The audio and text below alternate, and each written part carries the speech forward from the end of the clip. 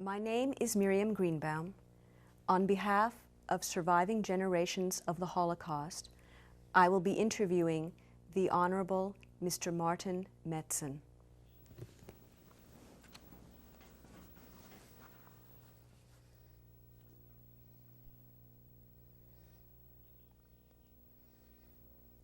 Good evening, Mr. Metzon. Good evening. I would like to begin by asking you to please state your full name. Martin David Metzon. Where and when were you born? I was born October 15th, 1920 in Hamburg, Germany, but as a Danish citizen. I would like to ask you about your parents. Would you please tell me your father's name and your mother's name and their place of birth and when they were born? Okay, my father's name was Philip Metzon.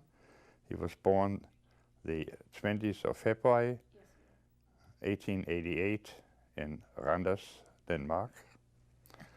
My mother's name was Grete Metzon.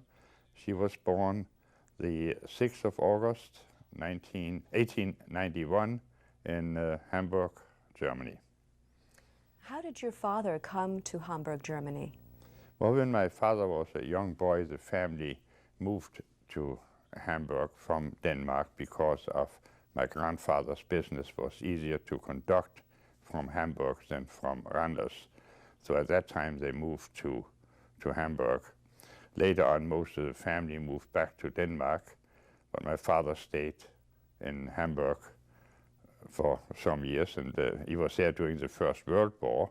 He lived in Hamburg and had a very good time because he was one of the very few males around, and food was supplied through the Danish consulate. They got butter, Danish butter and Danish sausages and all those goodies they got through the Danish consulate in Hamburg.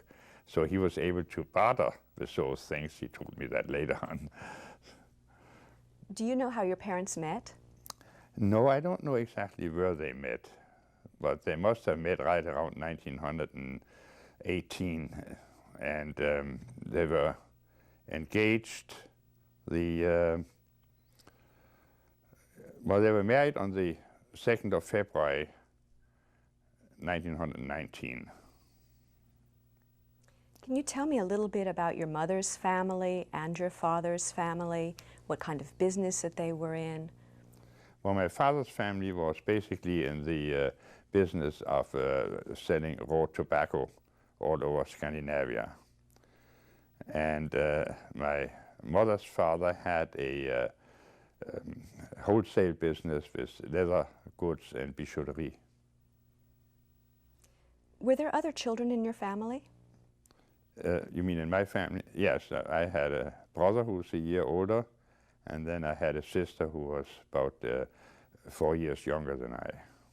Could you tell me the name of your brother and your sister? My brother's name is Hans Julius, and my sister's name was Hilde Nanny. Do you remember when they were born? Oh yeah, my brother was born the 26th of October, 1919.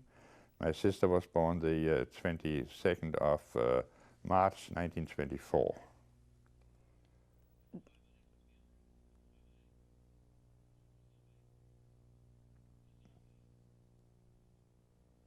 Would you please identify the photograph? Well, on the left side is my brother, I'm on the right side, and in the middle is my sister. So she subsequently died in 1932.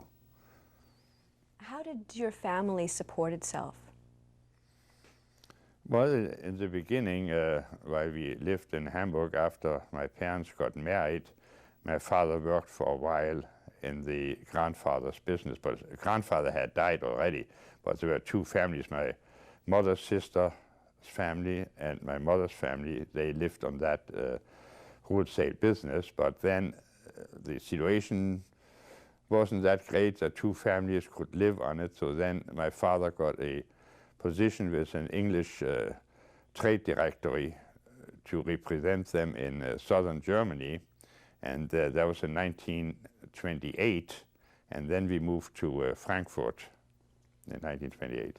Were you very close to your mother's mother Oh yeah, and to your mother's sisters and the family? oh yeah.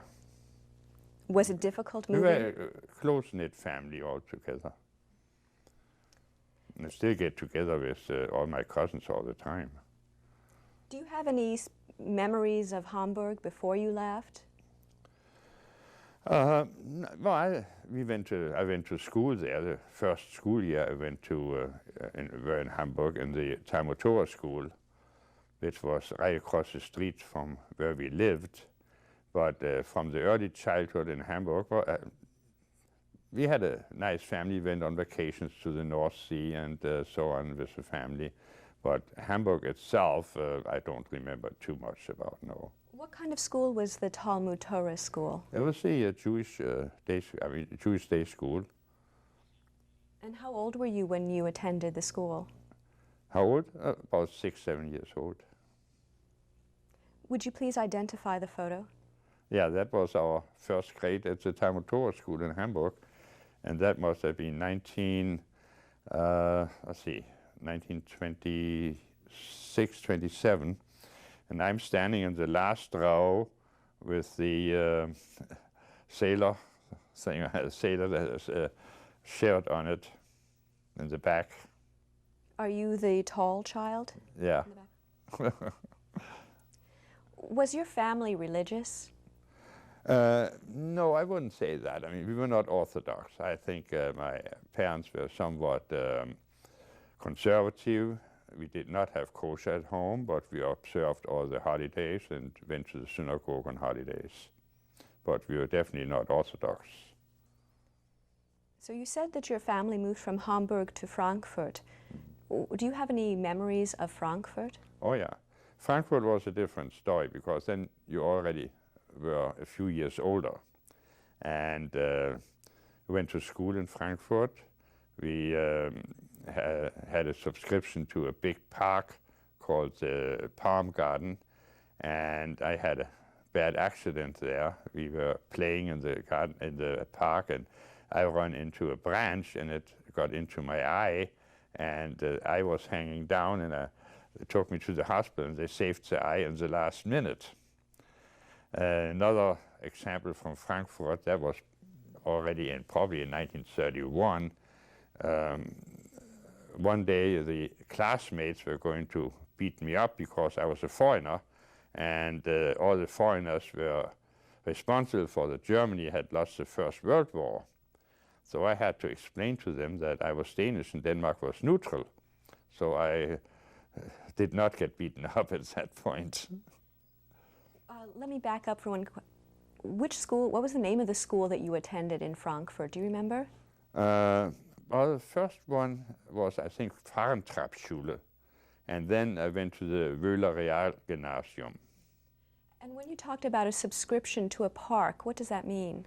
Well, that's that you can go in and out any time you want instead of have to pay fees to get in every time. You have a kind of a subscription, so you can go anytime you want to. So it was like an amusement park or our... It was well, it was more a cultural park where there were concerts in the afternoon, and they had a big restaurant, and they had shows there and so on. It was a beautiful garden called the Palm Garden. How did the children know that you were, as you called, a foreigner? I never found that out. What memories do you have of playing or being with your brother and your sister Hilda? Well, I was actually closer to my sister than to my brother because he was a very studious type, and I was more the guy playing outdoors and having fun. And my sister always wanted to go with me when we went to the Palm Garden. When thing went on there, she always wanted to go with me. And my brother stayed home studying. And so we had a fairly close relationship, but I mean, there was nothing in any bad way, just closer with my sister. And then certainly in 1931, the English pound cracked, and my father, representing an English company in southern Germany, could not do any more business. And then my father decided, okay, it's time to move back to Denmark. So we were supposed to move back to Denmark in February of 1932. And certainly by that time already there was a lot of things going on with the Nazis, but we didn't worry about it because we were not German citizens. And then just before we were going to move back to Denmark, my sister got ill and died on the 28th of February of 1932. And the day that we actually were supposed to move back to Denmark, they had the funeral for my sister. Then there's the interesting story that goes with that, is that Frankfurt at that time was a very Orthodox Jewish city. My parents did not want to leave my sister's body in Germany, and they live in Denmark, so they wanted her cremated and take the ashes with them to Denmark. Cremation was not allowed in the Jewish community in Frankfurt. So my parents had to go across the Main River to a suburb called Offenbach, and there the cremation could take place. What happened to your sister? What was the incident? What was the incident? What was your sister ill from? Yeah, she had an appendix, and was inflamed, and the appendix apparently was somewhat in the wrong side of the body, and by the time the doctors realized what was going on, it was too late. Now, certainly today that wouldn't have happened. She would have been filled with penicillin or something.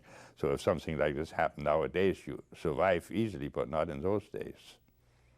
Do you remember, were you part of the discussion of what to do? Why didn't your parents want to leave her in Germany? No, we took that for granted. I don't think we had any discussion about that. Do you recall, let me backtrack a little bit, where you lived in Hamburg and where you lived in Frankfurt? Oh yeah. In Hamburg, as I say, we lived in a street called Dilstraße number 1, and that was, as I said, right across from the Talmud Torah school, and then the one of the big synagogues was just half a block away from there. Now in Frankfurt, we first lived in a street called Adalbertstraße, and later on in a street called Wöhlerstraße. And was this in a Jewish section of Frankfurt? No, or? No, not at all.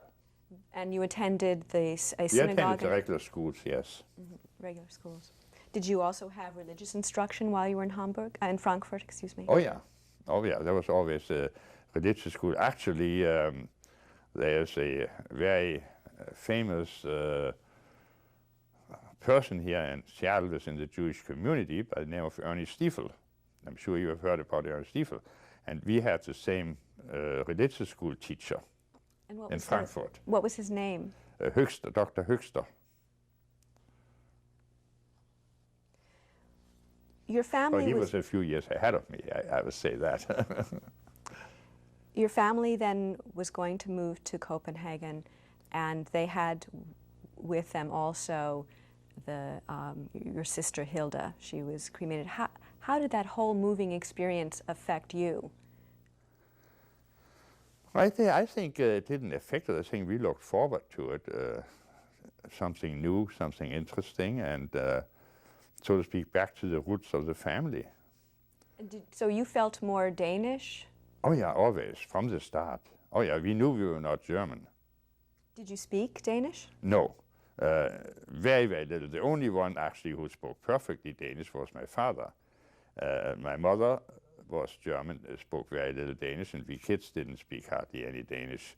So I was in Denmark 1924, visiting the family, and certainly I got by probably with German in those days. What were your first memories of arriving in Copenhagen? Well, the first memory was that we stayed with my father's sister. We got an apartment in the same apartment complex where my father's sister lived around the corner. But until that apartment was ready, I don't remember how long, but for some days we stayed with my father's sister and her family. What was your father's sister's name? She was Caroline Beermann.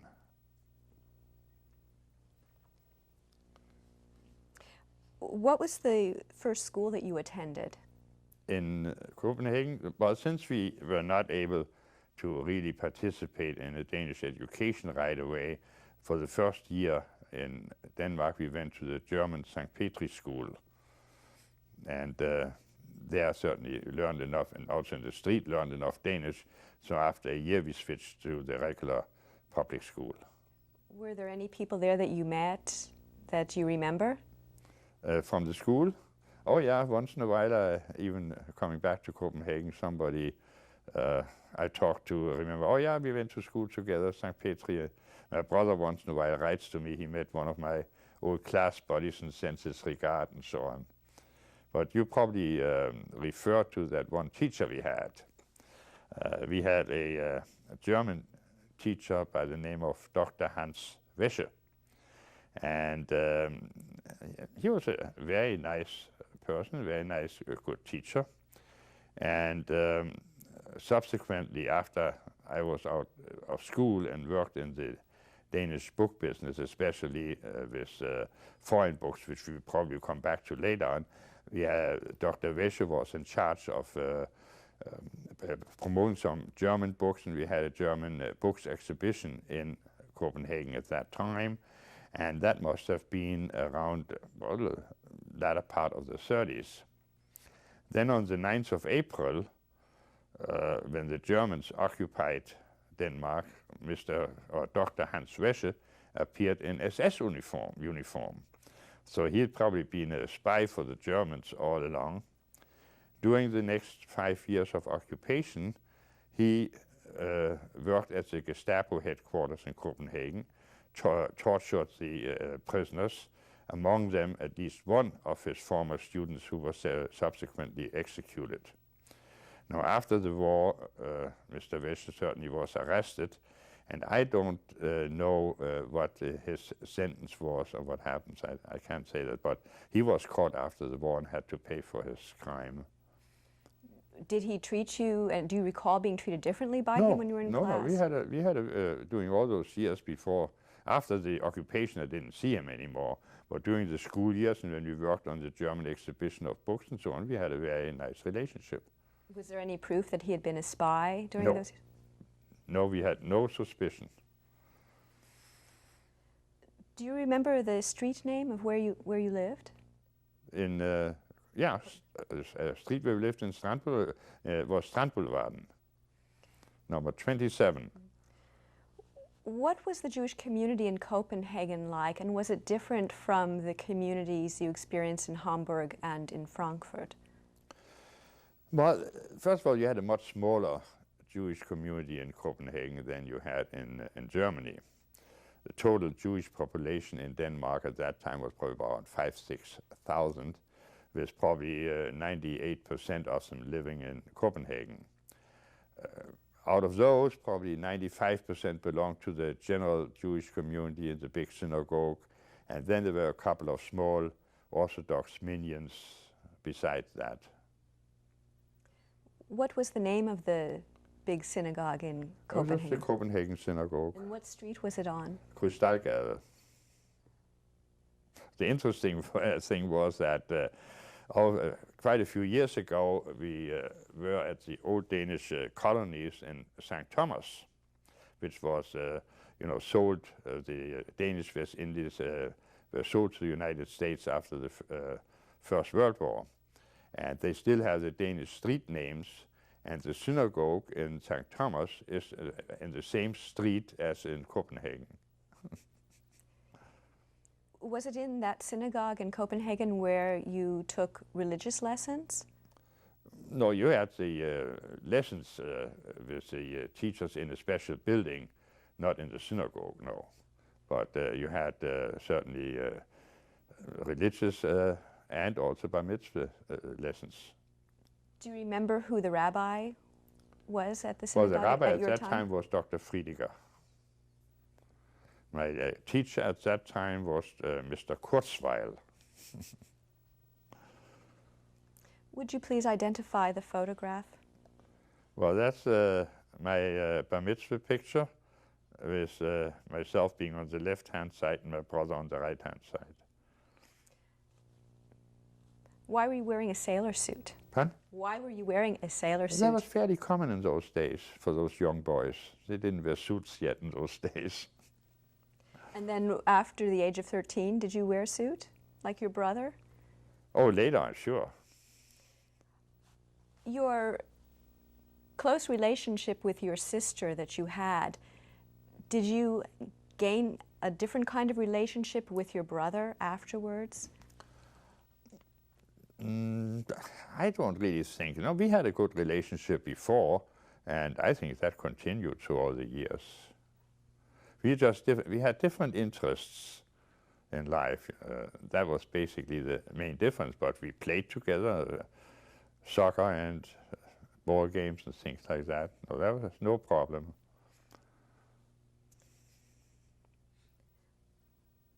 The time that your bar mitzvah took place was what year? 1933. Were you at all aware of the events in Germany at that time? Oh yeah, definitely. What did you know? Well, we knew that on the 30th of January 1933, Hitler came to power. Actually, I was in bed with pneumonia at that time. And certainly we followed the situation very closely because my mother had quite a few relatives in Germany. And what about the relatives in Germany? Did she communicate with them about Oh what was yeah. going on? Well, there was no problem in the beginning. Actually, I was even visiting Hamburg in 1937 and visited the family there. And there was no problem in those days. So, but certainly most of the family managed to escape, but one of my mother's sister and her husband and their son, who was partially retarded, they were deported and killed in a concentration camp. In 1935, your grandmother... Yeah, then my grandmother lived with one of my mother's sisters in Hamburg. And that picture was probably taken in, I think, in Frankfurt when my grandmother visited us. But she lived with one of my mother's sisters in Hamburg. In order for the family to be able to get out of Germany, we had to get my grandmother to Copenhagen. And certainly we got the permit. And at that time, Rabbi Markus Melcher had a sister in Hamburg who was a nurse, and she was going to move back to Copenhagen also. So she was able to take my old grandmother with her to Copenhagen. You said there was no problem in 1937 when you went back to Germany, and yet your family sought to get your grandmother out of Germany. Yeah, Could so you that explain that? I mean, you had somewhat an idea of what the situation was going to be in the future. And what was that going to be in the future? Well, you knew that there was no future for Jews in Germany. Certainly you did not anticipate what subsequently happened. How did you know that there was no future for Jews in Well, Germany? they couldn't do any business, they couldn't study anymore, they couldn't go to schools anymore, all those things, the one law after the other restricted what the Jews could do. So you knew that they had to get out in order to survive. You can't live in a country where you can't work, and at that time, they smashed the Jewish stores and the synagogues, and I mean, you had some kind of idea where I was going, but when I visited there in 1937, one of my friends and I, we still went to the entertainment area in Hamburg and went to the restaurants and drank beer and all that. We could do that in 1937. Actually, but there was another story that that friend that I was together with there in Hamburg, he was the son of some friends my parents had, and they were subsequently also deported and killed. We tried to get him out of Germany, and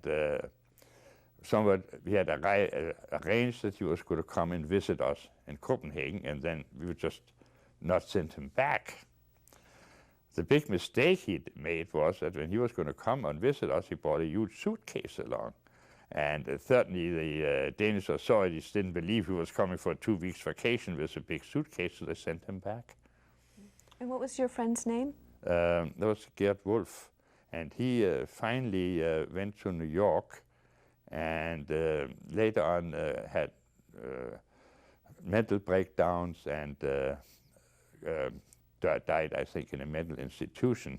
His younger brother got to Israel and died in one of the Israel wars. We have a photograph for identification. Would you please identify? Well, it's my grandmother in the back, and I'm on the left-hand side, and my brother is on the right, and my sister Hilda's in the front. That must have been taken probably around 1931 in What was your Frankfurt. grandmother's name? Friederike, Marcus. And we have another photograph for your identification. Oh, that's quite a bit later. That was my parents' tobacco and wine shop in Copenhagen. And my parents are standing in the door, and I believe I took the picture. Do you know when you took the picture? And Do you know when you took the picture? when? Probably 36, 37, somewhere around there. When did they purchase the store? I don't remember exactly what year. It was a few years after we moved to Denmark. My father first worked several representations, and then finally they decided they were going to have that business. And must have been probably 36, 37 they bought the business. Do you remember what street it was on? Yeah, it was right called Ved Stranden, and it was right across the street from the Parliament building, so and all the government offices. So my parents had a lot of very interesting customers. There was also one of the large newspapers right next door. Did you have to work in the store? I helped out. Oh yeah. Did your brother help out too? No. What did you do for fun?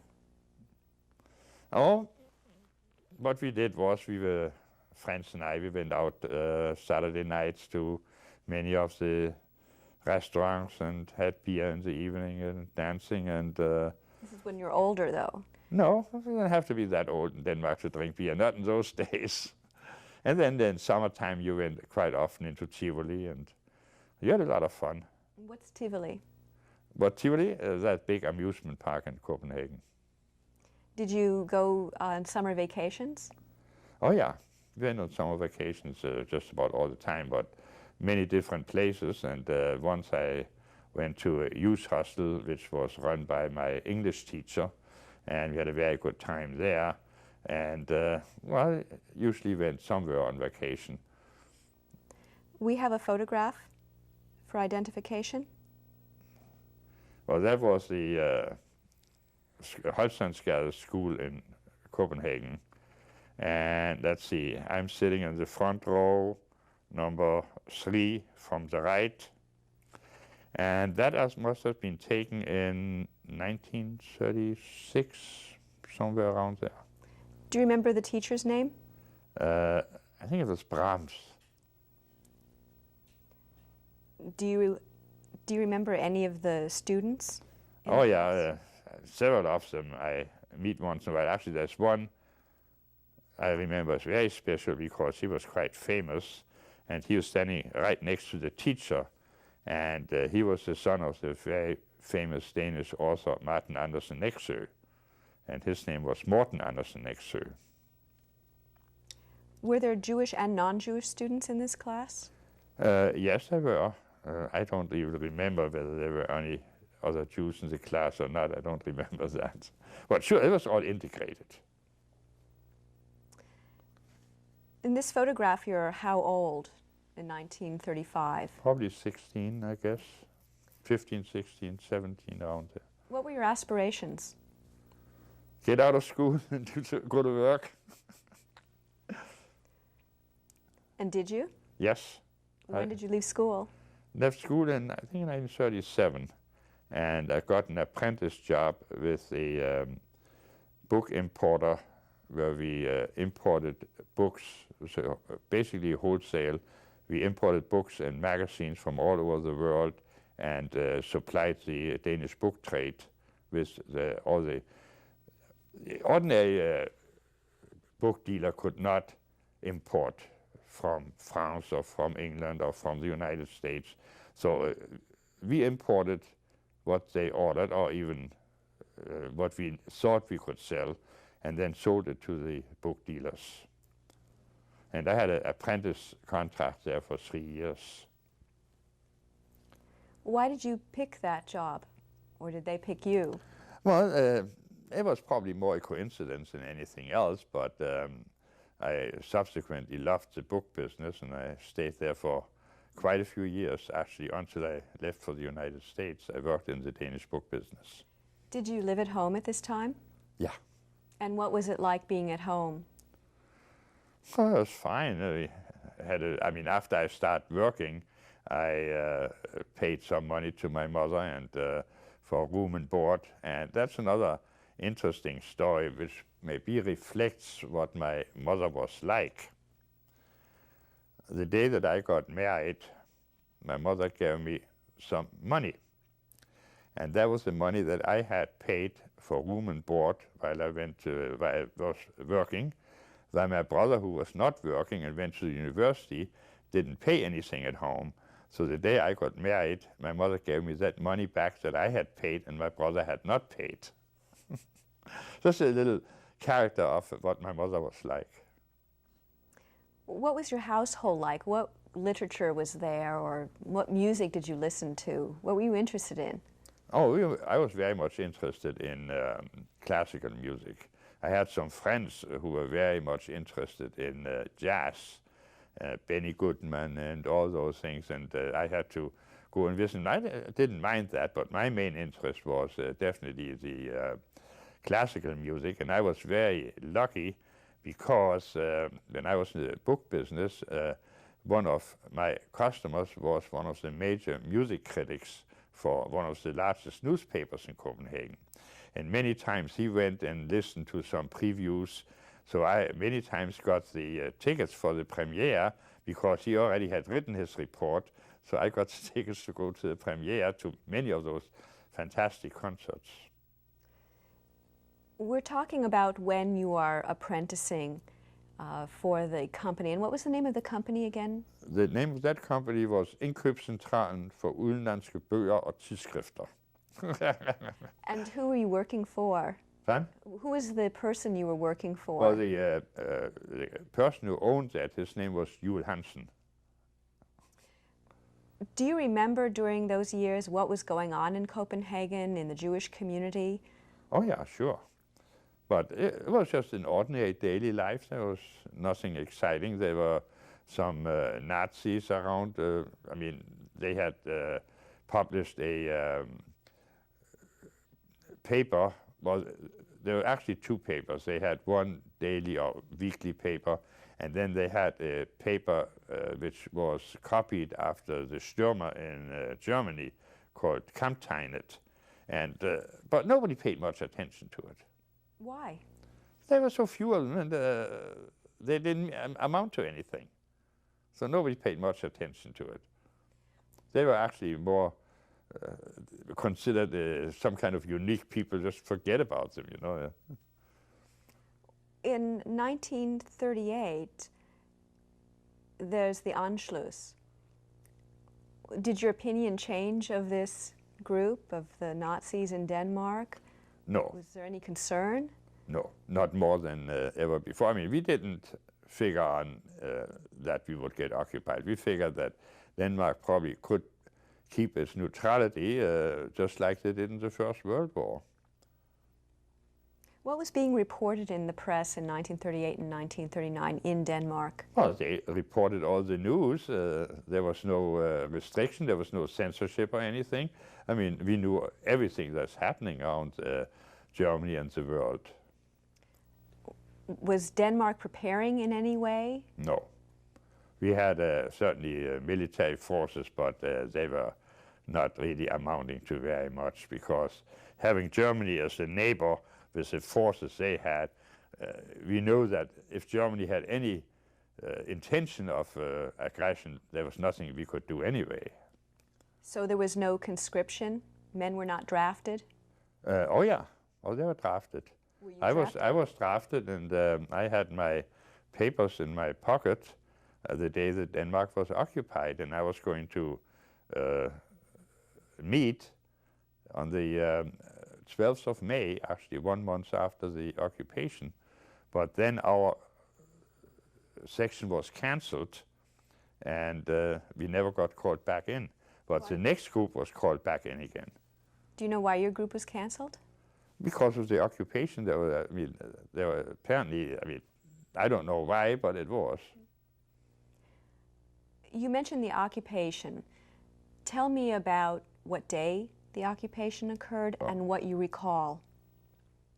Okay, the 9th of April, 1940, you woke up at about 4 o'clock in the morning with German airplanes flying very low over the roofs of the houses where you lived. Did you hear this? Oh yeah, sure. So you is you. Huh? When you mention the word you Yeah. were talking about what you... But everybody could hear them. I mean, the airplanes were flying right, probably taking your chimneys away. They would have been a little lower down. And by that time, the Danish government already had surrendered. What did surrender mean? Surrender means that they capitulated to the Germans and said, yeah, okay, come on, there's nothing we can do, we can fight you. Now, what the Germans had done is there is a harbor in Copenhagen called Lange Linie, which is the beautiful promenade. And the night before, Germans had brought in some coal ships, and they were anchored by the port. But the 9th of April in the morning, the next morning, instead of unloading coals, they unloaded German soldiers. And so the Germans were attacking the border between Denmark and Germany down in South Jutland, and then they attacked with the Navy several places, among other places in Copenhagen. And then instead of, so as I say, by that time, there was fighting going on in the morning, especially down in South Jutland, and several Danish soldiers were killed that morning. You have a map on your side. Would you show me where South Jutland is? Yes. Well, see, the Germans came up here. This was the border here between Germany. And so the Germans came up here, and the Navy came up several other places, and especially into the harbor of Copenhagen. And then certainly they also used it to go up to Norway. Thank you. Would you hold the map for a second longer?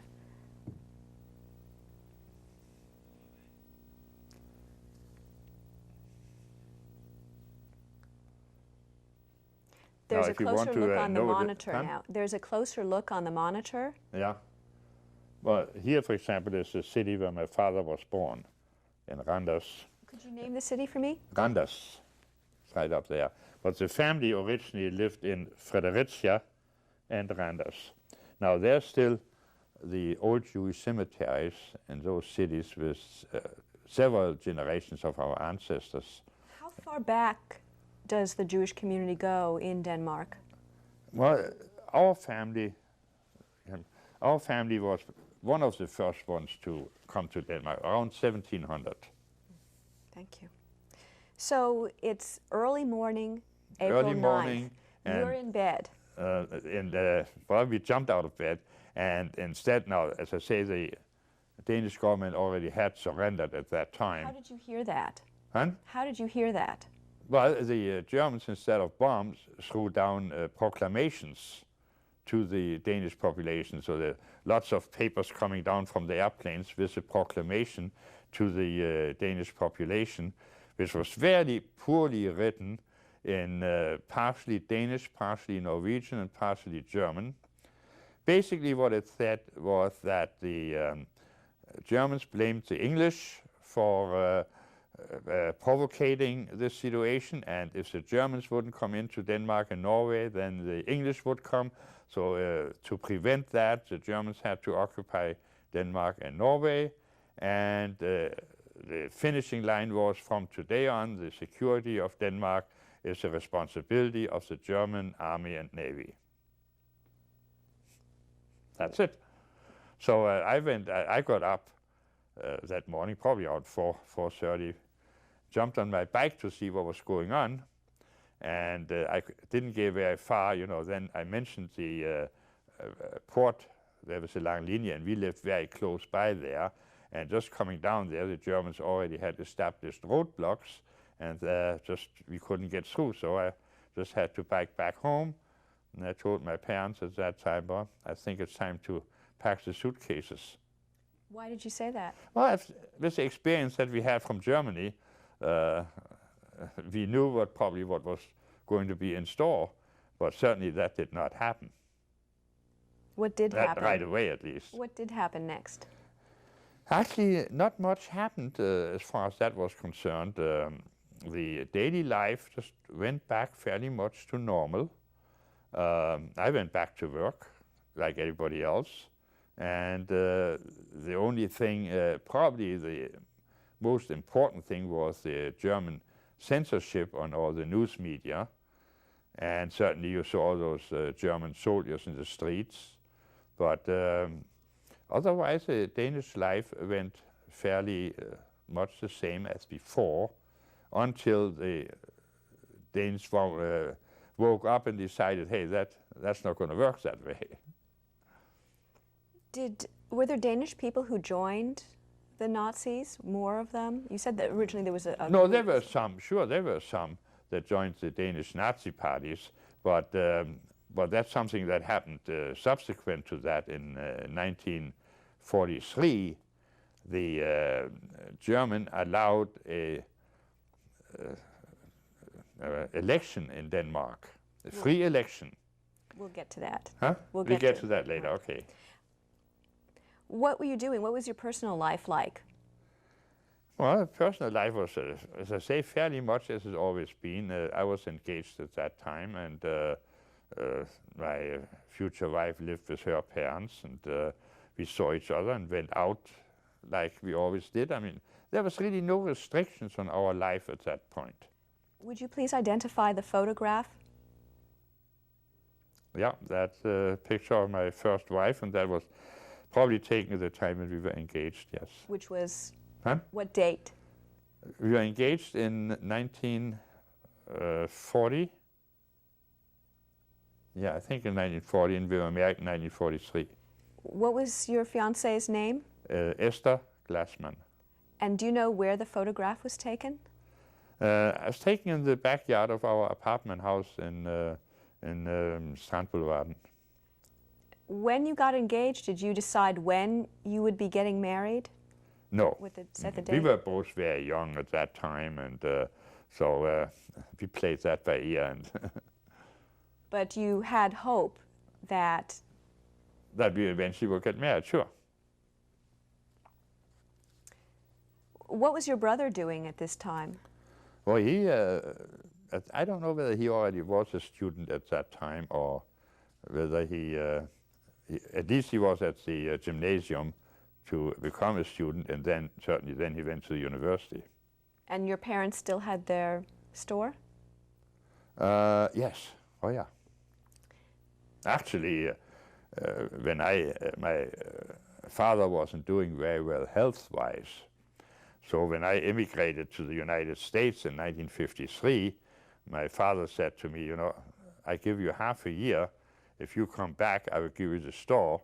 If you don't come back within half a year, then I have to sell it. But I didn't come back. We have a photograph I would like you to identify, please. Well, that was on the 26th of September 1940. It was the king's 70th birthday. And certainly the king was very, very popular. Every morning he was riding through the streets of Copenhagen.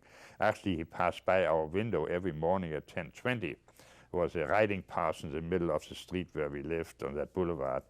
Now, this picture was taken on his 70th birthday, and the whole Copenhagen population was there following him through the whole city, and this taken at the castle square. And I'm standing on the right-hand side in the bright raincoat with the hat in my hand. That was a picture that was in the front page in the Copenhagen newspaper the next day.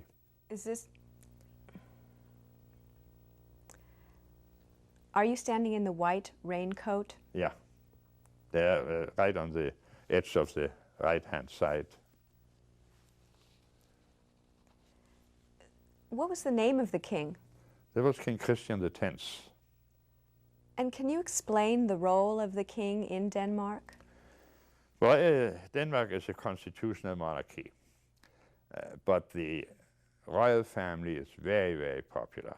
And like Christian X was very, very popular, and also certainly objected to the German. Now, there went a story about King Christian that he had told the Germans that if the Jews ever were going to have to wear the star, that he would also do it. Now, that story isn't quite right, but he did a lot in keeping the friendship with the Jews, and after a fire at the synagogue, the king sent a letter to the rabbi expressing his satisfaction that the damage was very, very minor. What is a constitutional monarchy? A constitutional monarchy is where the government actually is run by the parliament and the government, and where the king just has the authority. I mean, he has to sign the papers, but he really has no power. And you were talking about the story about the star, the yellow star not being true. Did you have to wear a yellow star in Denmark? No, never. Did you have a Bill of Rights in Denmark? Oh, sure, you have a free constitution, sure. And what did that allow? How did that help the Jews? It helped it. I mean, just like the Constitution of the United States, you know, you have same rights for every human being. There's no much difference between the U.S. Constitution and the Danish Constitution. I mean, every human being had the same rights. There was no discrimination at all. Were you able to get news about what was happening in Europe in 1940 and 41? Oh, yeah. But by that time, I think my mother's family had been deported to Theresienstadt. And my parents sent packages down there through the Red Cross. And the receipt came back with their signature that they had received it. And one day, and I don't remember whether that's 1942 or when, the cards came back with the package. I think that's the recipient had been moved and there's no forwarding address. What were the names of the family members who went to Theresienstadt? That was,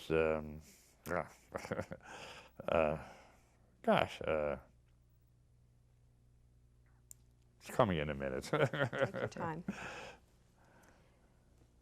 So the news came to you through letters of what was going on, or you mentioned earlier the newspapers were censored. Yeah. So how did you find out about it? Well, see, at that time we started getting underground newspapers in Denmark because the Danes weren't satisfied with the censored newspapers. They wanted to learn more about what was going on. So that was the start then of producing underground Danish newspapers, or different kinds, different groups started publishing different papers and distributed them. And certainly that started in a very small way, and then it grew tremendously by the end of the war, that it was all over the place. Who were the groups? Well, there were both political groups and young student groups and groups like that got together and started those papers, and also later on created those sabotage groups. Where did they get the information? Well, basically through radio. They had shortwave radio. They could listen to Sweden and to England, and certainly both Sweden and England, there was uncensored news. So there were lots of ways to get the news. Were the Germans who were occupying Denmark concerned about these newspapers? Oh, they were very concerned about it, but there wasn't much they could do about it. I mean, they tried to find the places and arrest the people and destroying the presses, but most of the time that many of those underground newspapers moved from place to place. So they were never very long at the same spot. Did you read these underground newspapers? Then? Did you read the Oh underground yeah, I was newspapers? involved in the distribution of them. Will you tell me about that? Oh yeah. Well, I was involved with several groups, and the biggest job was not only to print the papers, but to get them distributed. So one evening, I had picked up a whole briefcase full of papers, and was on my bicycle on the way home. And one of the streets, there was standing a guy by the sidewalk and says, "Careful, there's a German roadblock 2 blocks up." So I was able to turn off. There was one of the people from the underground that was standing there. So I was able to drive around the roadblock. Otherwise, if he wouldn't have been there, I would have been going right into that roadblock. You were a young man, you had a job, you had a fiancé. Why did you become involved? You had to. You were a Dane and you had to fight the Germans with the best ability you could. How did you make contact? Oh, I was involved in several of those groups beforehand. And so that was very natural just to get involved. What kinds of groups? Well, student groups and political groups. Were there any names to these groups? Yeah, there was a conservative youth organization and the conservative students and some terrain sports groups and things like that.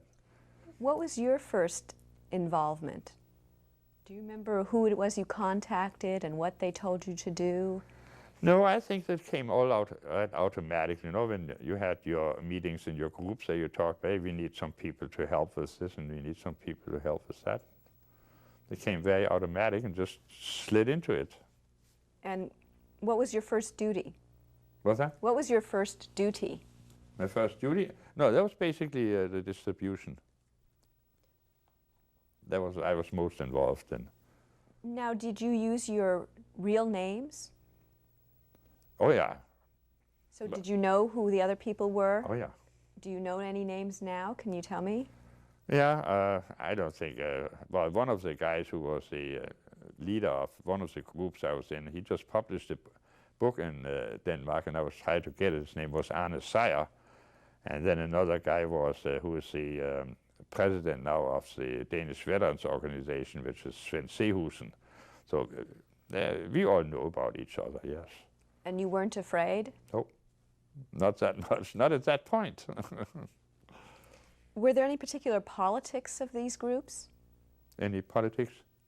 Involved with these groups? Were they leaning one way or the other? Oh yeah, or? oh yeah. You had, I mean, all the different groups had their own underground newspapers, like the conservatives and the communists and several other parties. You know, they all had their own papers and their own groups. And you worked for several of these groups? Yeah, but only within one political area. And what do you mean by one political There was area? the Conservative Party that I was basically involved in. Were there many other Jewish youth involved in the resistance? Gee, I don't know. We didn't follow that. So I'm sure they were, but I wouldn't know about that. What was the role of the Jewish community at that time? What were they doing? Well, they were playing it fairly quiet and peaceful. Just didn't do anything to stand out. We had one item that happened where somebody threw a firebomb against the synagogue. And there was very, very little damage. And I mentioned before that the king actually sent a note to the rabbi expressing his satisfaction. But from there on, the Jewish community asked the young people to be guards at the synagogue at nighttime.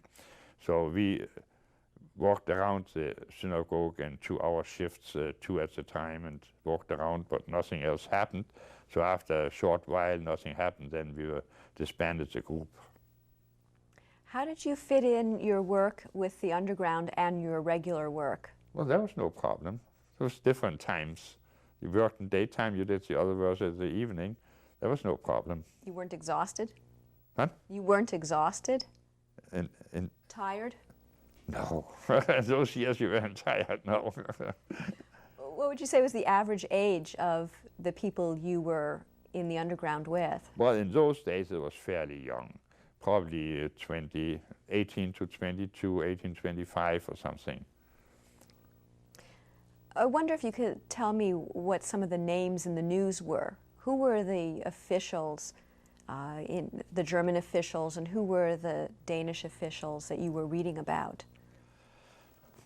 They changed very often. Now, certainly one of the great Danish prime ministers was Mr. Stauning, and he died during the first years of occupation.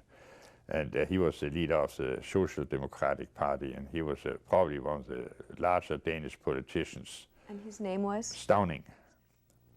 And but it's difficult to remember all the names, but certainly the Germans, the first German commander, his name was Schaubus, I think, or something like Schaufus. And later on, certainly there was Dr. Best and Heineken, and they switched quite frequently. Why do you think they switched frequently? That was the Germans' way of doing it, I don't know. Do you recall any arrests being made in 41 and 42? Well, once in a while they arrested some communists and put them in concentration camp, and certainly once in a while they also caught some people working with underground newspapers and sabotage, and they were arrested and some of them were executed. And did the Danish people respond to these arrests? Well, the only way they responded to it was that certainly there was the sabotage actions grew more and more, especially with railway sabotage in Jutland to prevent the transport up to Norway, and also to factories working for the Germans. What kind of sabotage on the railroad? Bombs, just breaking up the railroad tracks.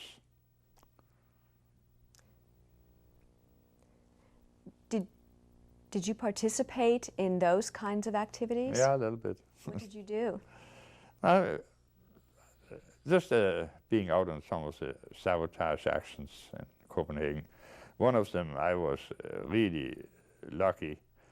Our group was going out and do a sabotage at a, well, it was actually a cleaning place.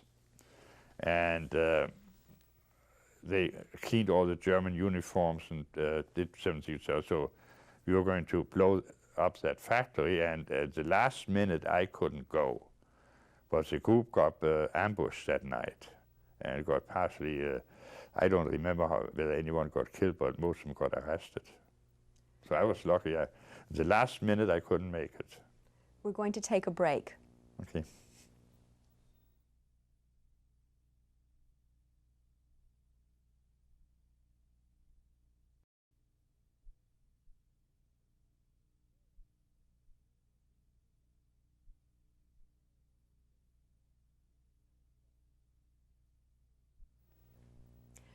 Mr. Metzon, before we took our break, you just told me about an act of sabotage in which you were not able to participate at the last minute. Mm-hmm. Tell me about how it was organized. When you were sitting down with your group organizing this act of sabotage, what did you do? Where did you meet? Well, it was just like the same way as the newspapers were organized. You know, you just met in groups and you know who belonged to those groups, and it was fairly much on a very loose basis in those days. It was not as organized as it became much later during the occupation. In the beginning, groups were fairly much working on their own. There was not really a coordination between them as came much later. Then they became much more coordinated with a command and so on. But in the beginning, they were very much on their own. So no one was suspicious about a group of young men meeting? Maybe they were, but nothing happened. I mean, sure, once in a while the Germans got to know about it, because some of the groups were even infiltrated maybe by traitors, you know, and gave people away. And then other cases, one person was arrested and was tortured and had to give names of other persons. So it wasn't that smooth as it sounds. So how did you learn to trust? To what? How to did trust? you learn to? I think you had to trust each other. There was no other way. I mean, there was no security check on anyone. You know, you just had to trust each other. You were all Danes, and you trusted each other. So you met with how many young men? They were mostly men or women also? No, mostly men in those days, but I don't remember how many we had in our groups. That I don't remember. And you didn't always have the same people either. Well, how did you decide to go to this particular factory? Well, somebody probably got the notices that that's one of the places that has to be destroyed. So, and then I think maybe one of the groups then got the notice that they had to do it. From whom? Who gave the notice? Well, I wasn't involved in that, so I can't answer you that. When you found out that some of the people who were trying to commit this sabotage were ambushed, and you were to have been involved in that, how did that affect you? Oh, it was pretty exciting, but there wasn't anything you could do afterwards. And apparently there was no immediate danger at that point. So I didn't have to change any style of life at that point. Did you have friends who were involved in this sabotage? I don't recall anymore who was in that group at that time, because as I said, I wasn't along that night. Did you have false papers? No. You're talking about it being somewhat a normal life. Were there soldiers on the street all the time? Well, certainly they had several groups also within the Danish Nazi parties who became active with the Germans. The German actually started some Danish army groups, like one group became part of the German SS, and other groups were just the regular army. And they frequently came home on leave from Germany, and then they created a huge problem in Copenhagen. They ran around with their guns shooting, and the Danes were very upset about that, and actually they had a general strike at that point and demanded that the Danish German soldiers were taken off the streets before they went back to work. And that was then also, that happened. Did you tell your parents that you were involved? No, they didn't know. Was your brother involved? Not as far as I know. You didn't tell him? No, we didn't talk about those things. What about Esther? At that point, I'm not so sure whether she knew or not. Earlier you mentioned the free elections. Mm-hmm. Can you tell me when that happened and what that was about? Well, that happened in March of 1943. And see, the Germans still tried to treat Denmark as a different occupied country than the other occupied countries. So they had allowed a free election in Denmark to take place in March of 1943. The Germans put up a tremendous amount of money into the Danish Nazi Party to support them, and propaganda. Then came the election date, and certainly there was, among the Danish population, there was only one thing, and it doesn't matter what party you vote for, but go out and vote against the Nazi Party and go out and vote. So I think, as far as I recall, the participation among the voters was about 95% or something, and the Nazis got very, very small, 2 or 3% of the votes. So it was a huge defeat for the Germans. I'm going to ask you a question and ask you not to look at it from hindsight, but from the moment when you were there. What was your thinking about why Denmark was being treated differently? I think the Germans wanted to show the world that if you behave and do as you are supposed to do, we can treat you nicely, you don't have to do anything, but we sure like all your merchandise and all your food and all that, that we will take, but as long as you behave, we will let you have your own government and your own army and everything else. And that's what they did until 1943. And so that's why they also allowed the elections to occur? Yeah. Mm-hmm. And were Jewish people allowed to vote? Oh, sure. I mean, we were still treated exactly the same as everybody else. There was no difference.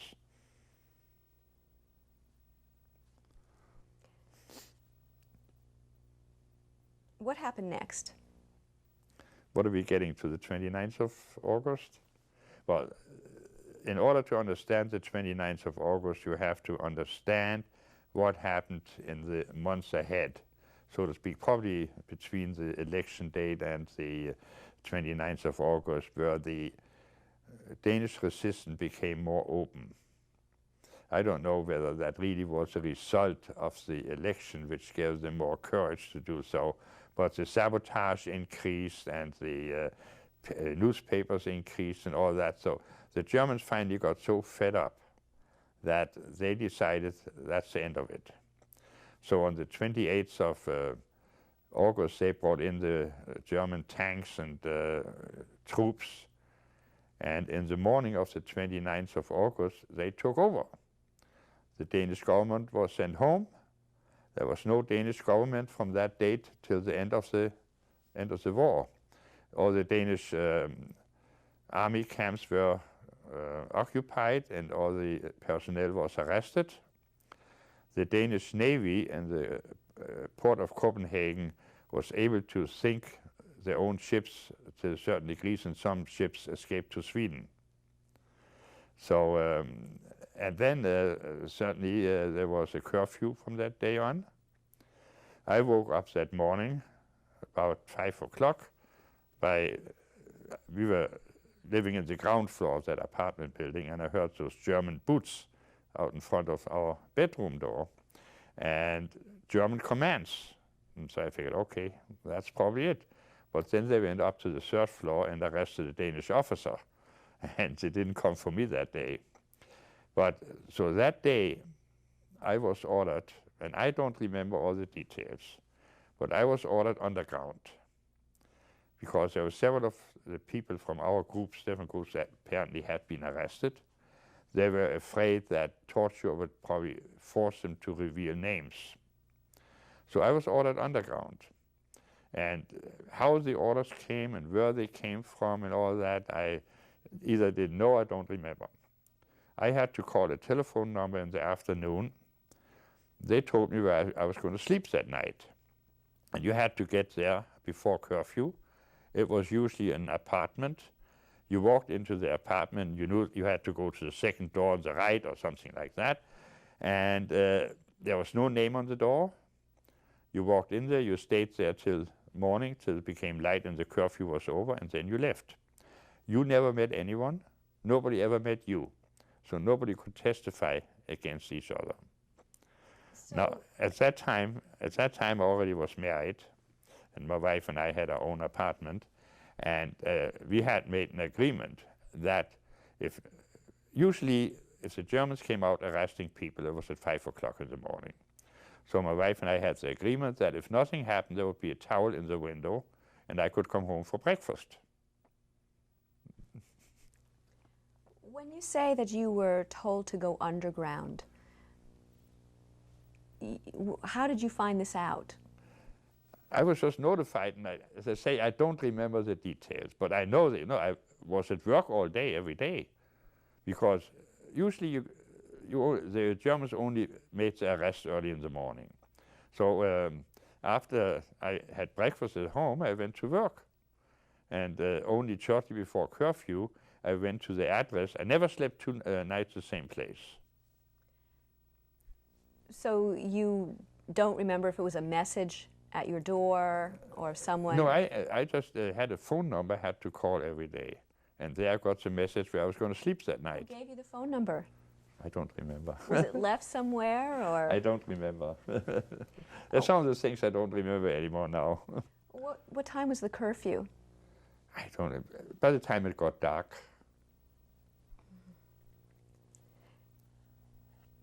And how did you feel about this? What were your were you worried? No, not really. How about your wife? Was she worried? I don't think so. We just, I mean, except for not sleeping at home at nighttime, we just lived a fairly normal life. Just had to see how fast it would blow over. Now, certainly on the 29th of August, a huge amount of people were arrested, both from the underground, from the Communist Party, and also the leaders of the Jewish community, and several politicians, and certainly all the top people from the military. And then the soldiers were interned in their camps. Who arrested? The Germans. And which soldiers were interned in a camp? The Danish soldiers were interned in the...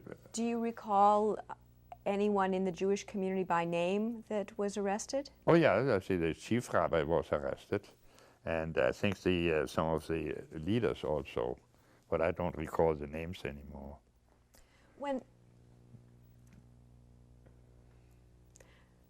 Do you recall the name of the camp where the soldiers were interned?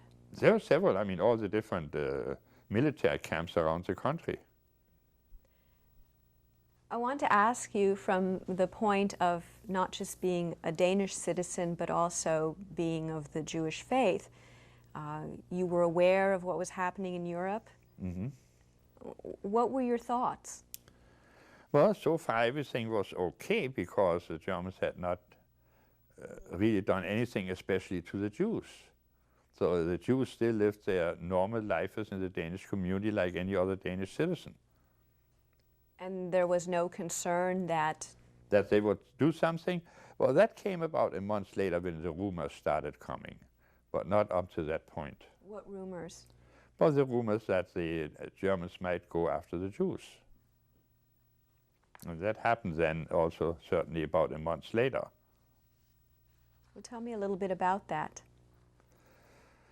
Well, what happened was that the Germans brought some ships into Copenhagen harbor to transport the Jews to Germany, to concentration camp. There was one person in the German shipping section, Ferdinand Dockwitz, who was a fairly good friend with some members of the Danish government. And he informed the Danish government of what was going to happen. The Danish government then informed the Jewish community right away.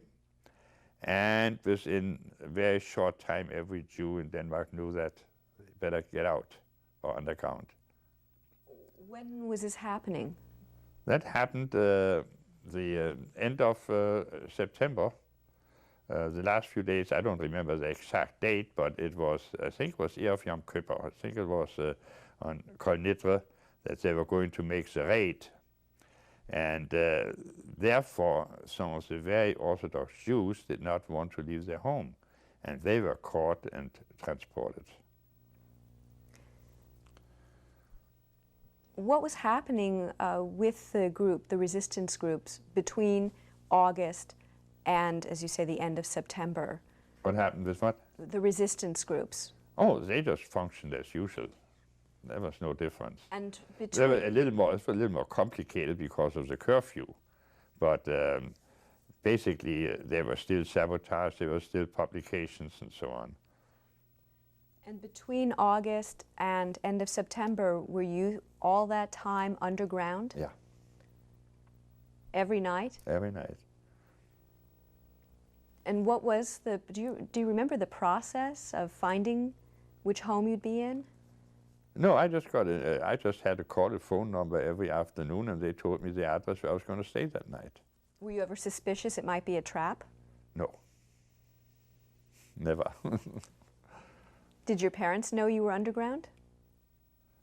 I don't remember that. You were saying before the resistance was becoming more organized or more open. Were they working all together? Well, they started getting some of the leaders from the different groups together and starting talking and getting a little much better organized among all the groups so that they were coordinating. But again, I wasn't involved in it, and I don't remember all the details except what you can read in the books today. Tell me about what you recall of the end of September, those days. Well, at the end of September, certainly then one of, I think one of the friends of my parents called them in the shop and told them what was said in the synagogue that morning, that the Germans were going to arrest the Jews and better get out. Who made the announcement in the synagogue? The rabbi did. What was his name? That was Rabbi Metzon at that time, because Friediger was arrested already on the 29th of August, so Marcus Melcher had stepped in as a rabbi. I believe we have a photograph I'd like you to identify. Yeah, that was, but that was much earlier. I think I was still wearing my seder, but that was at a soccer match, and I think Rabbi Melcher was making a speech to the soccer players. And this is the rabbi who made the speech to his congregation? Yeah. And he, after the war, became the chief rabbi in Denmark. And right now his son is the chief rabbi, but he's going to retire here on the 1st of July. And the brother of the chief rabbi is a rabbi in Oslo. And another son is a member of parliament and a former minister in the government. Give me a sense. Were you in the synagogue? Huh? Were you in the synagogue listening to this? No. That was a regular morning service on a weekday, and there weren't very many people there, I'm sure. And do you remember what day it was? No, not exactly. And you said your parents received a call? Yeah. Tell me about the call. Well, I don't know. I wasn't there. I mean, one of the friends called my parents and told them what was going to happen. And then certainly they called us. And so then what happened was then we had to get out of Copenhagen, first of all. So my wife and I talked to the landlord, told him that we were going to move. And he said, that's fine. I will put everything in storage for you. So we just took very few. You didn't take very many things along because you didn't want to call attention to it. So we just took very few things along, and the landlord took the name out of the door, the nameplate, and put everything in storage. And after the war, we get every bit back. We didn't get the apartment back, but we got everything back what we had. Do you remember the landlord's name? No. Yeah. Did you tell the landlord why you were leaving? Oh, yeah. Oh, yeah. Did you discuss this with your parents? Well, we had communications because we decided previously, years earlier, my parents had spent a few vacations on a little farm in North Zealand. I'll get the map. North of Copenhagen, around here, there was a farm where my parents spent several vacations, and we thought maybe that was a secure place to go at that time. So we went to the train and took the train up there and went to the farm. We didn't know how they would receive us, but they were so happy to see us. Do you remember what day that was? It was one of the last days in September. I don't remember the exact date. I guess what I'm trying to understand is how you decided that you were just going to pack things up. What was the step by step, moment by moment? Moment by moment, you know that the Germans were going to raid the Jews that night. So you had to get out of Copenhagen. So out. Doesn't matter what happened, just get out. So how did you decide on the farm in Well, we had to find some place to go. And so my parents, I think, said, we have been on that farm. We know those people very well. Let's go up there and see what happens, see what they say when we arrive there. What did they do with their store? They had the former manager who had, the guy they had bought it from many, many years ago. He decided he was going to run it while my parents were in Sweden.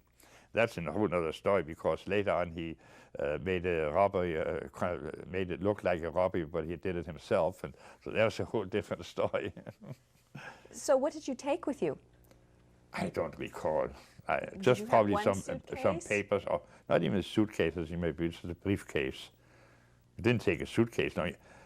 Would you have liked to see all the Jews with their suitcases in the train going north from Copenhagen? Well, explain the atmosphere at the train station. You saw other Jews on the train that you knew, and you did like you didn't know them. you know. You And just no one walk thought by it it was on the train. suspicious? Huh? No one thought it was suspicious? No? I mean, who knows? I have something on the monitor, and you have a document that you've done a translation for Yeah. us. It's a Danish. Well, there was a few days after the Jews were, so to speak, thrown out, or whatever you want to call it. The Germans had to explain that to the Danish population. So they did it under the disguise that the headline says the release of the Danish soldiers will commence in a few days. So all the Danish soldiers who were interned now were going to be released. But that was the headline. And then the official notice, which was typical German, because it was a long, long sentence. Now there you, on the monitor, you have it in Danish, and I translated it because it's fairly difficult to understand, because the whole thing is one sentence. But that was all that the Danish newspapers were allowed to print. You want me to read it? Yes, please. Okay, there was an official communication. After that, the Jews, who bear their German hostile inflammatory activity and their moral and material support of terror and sabotage actions, which in a material way has contributed to the intensification of the situation in Denmark, by applied measures from the Germans, have been removed from the public life and prevented from constantly poisoning the atmosphere, will there, as fulfillment of the desire, which is cherished in wider section of the Danish population, in the next few days be commenced the release of the interned Danish soldiers, and the release will take place in the pace which is decided by the technical authorities. Quite a sentence. And that was then published in the Danish newspapers on October 2nd, 1943. At that time, were you already up in Zealand? Yeah, I think we were up in North Zealand at that time. I think it was either the 3rd or the 4th of September that we got across the Sound to Sweden. I have a photograph I'd like you to identify. Yeah, that was taken on that farm, but that was not taken at that point. That was taken at an earlier time when my parents were vacationing up there, and we were probably visit them. So that was taken on that farm where we stayed. Now then, the farmer, on his own risk, went to the coast and established connection with the underground and some fishermen. And they made then the appointment that he would drive us up there to the coast the next day, and then we would be met by that fishing boat. And certainly the money would be exchanged for the transport and all that. And so we had to drive from here up to the coast, approximately here, and then we had to walk on the highway a piece. Now, first of all, this guy had one of those old generator trucks because you couldn't get gasoline, and he drove us up to the coast there with no headlights on. I mean, he took a tremendous risk himself. Then we had to walk a little piece on the highway there, and there was a big lighthouse which shined on the highway, and we had to go into hiding every time. But then we made it through to the beach and met the fishing boat, and then we went across to approximately here to a place called Höganäs in Sweden after a few hours. Okay, let me back up a little bit here. Okay. What was the response, do you know, of the Danish people to the newspaper article? The Danish population did everything they could to help the Jews out of the country and to hide them. Very, very few traitors, but certainly there were always some. But generally, you know, the Danish population was 100% behind the Jews to get them in hiding and get them out of the country. When you decided to go up to Zealand, to the farm, did you at that time know that you were going to Sweden? Well, certainly we definitely thought that that's what we would try, because Sweden was neutral, and so there was one place that one could go. But you had to, I mean, at that time you already knew from other people that, I mean, before that already, that before the 29th of April, there was already a underground connection with boats between Denmark and Sweden, with saboteurs and things like that. So you know there were connections between the two countries. Now I have this image of all these people, the Jewish community of Copenhagen, the majority of which did escape Yeah. the Nazis, Oh yeah. going up to But north. different places. Did they all know did they all try to go to Sweden? Oh yeah. Was Oh, this yeah. a plan? But there was a great organization, you know, within the city of Copenhagen by the underground. How it all worked, I was not involved, but I know that a large portion of people were put into a hospital in Copenhagen, given Christian names, and then later on with ambulances were driven out to the point where the fishing boats were. These were Jewish people who were put in Yeah. the hospital? Jewish people were put into hospitals with Christian names, and they were not sick, but they were put to bed. And, and certainly the doctors and the nurses at those hospitals were all involved. And then when the ambulances went to the coast, where many places, especially also south of Copenhagen, on the roads were people from the Danish underground telling the drivers whether the street was clear or not. It was pretty well organized. When you were on the train going to Zealand and you got off, you walked to the farm? I don't remember. Do you No, remember? we might have taken a taxi. I don't remember that. We had to get there somewhere, but I don't. We didn't walk, I know that. Was it at night or the daytime? No, I think it was in the afternoon. And you knocked on the door of the farmer, and yeah. do you remember the conversation? No. All I remember is that they were very happy to see us. We were 4 people. They were my parents and my wife and I. Where was your brother? My brother went with his fiancée's family. And he went at the same time? Yeah, but they went to a different place. I don't know exactly where they went, but they had a different connection and a different route that they went after. At that time, did you know he was with? No. No, we didn't know about each other. That we only found out in Sweden when my father had a cousin living in Malmö, and that's where we contacted each other. Do you recall the farmer's name?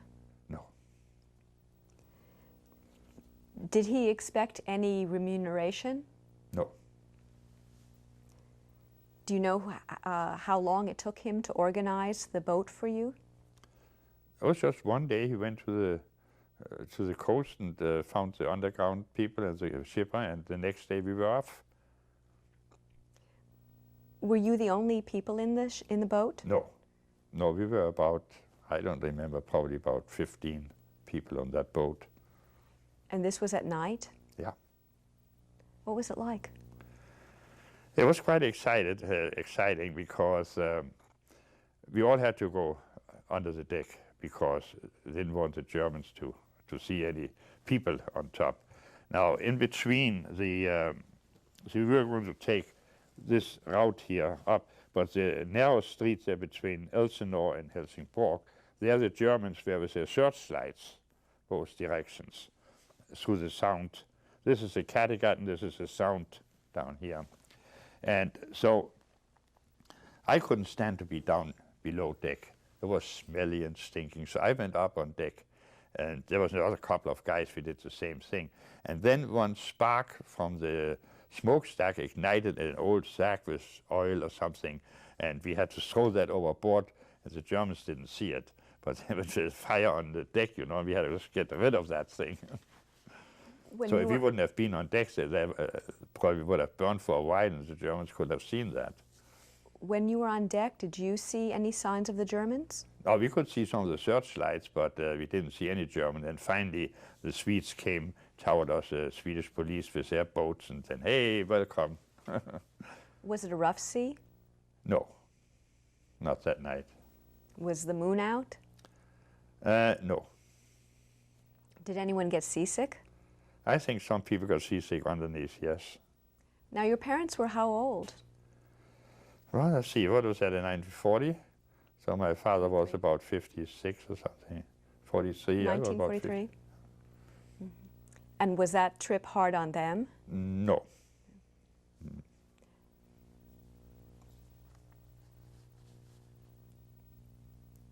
How long did the trip take? A couple of hours, I guess, an hour and a half maybe. And so somewhere on the coast of Sweden, who was there greeting you?